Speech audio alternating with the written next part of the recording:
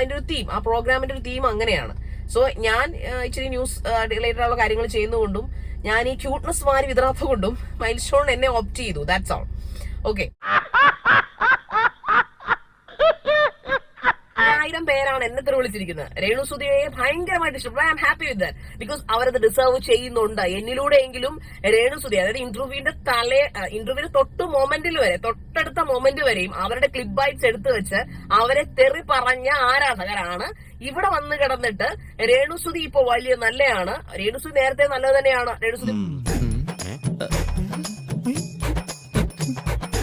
അപ്പൊ ജനങ്ങൾ താങ്കളെ കാണുന്നത് കൊണ്ടല്ലേ താങ്കൾ ഇപ്പൊ വന്നിരുന്ന ഈ അഹങ്കാരം പറയുന്നത്? അഹങ്കാരം ഞാൻ പറഞ്ഞിട്ട് ഷാജി ചേട്ടാ, ഇവിടെ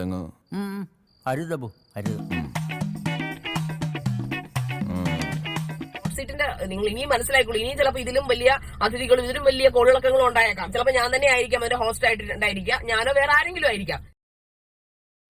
ബട്ട് അപ്പോഴും ഹോട്ട് സീറ്റ് എന്ന് പറഞ്ഞാൽ അതിന്റെ ചോദ്യങ്ങൾ ഇങ്ങനെ തന്നെ ആയിരിക്കും. അത് ഈ പറയുന്ന പോലെ തീർച്ചയായിട്ടും ഗസ്റ്റിന്റെ ഫുൾ 100% പെർമിഷൻ എടുത്തിട്ട് തന്നെയാണ് ഹോട്ട് സീറ്റിൽ ഓരോ ആൾക്കാരും കൊണ്ടിരുത്തിയിരിക്കുന്നത്. സോ എന്തായാലും നിങ്ങൾ രേണുസുതിനെ പോയി ക്ലാരിഫൈ ചെയ്യാനൊന്നും പോകുന്നില്ല. കാരണം ഇതിന് ആവശ്യമില്ലല്ലോ. നിങ്ങൾക്ക് ആരെങ്കിലും തെറി വിളിച്ചാൽ പോലെ, നിങ്ങൾ തെറി വിളിച്ചോളൂ, കുഴപ്പമില്ല. എങ്കിലും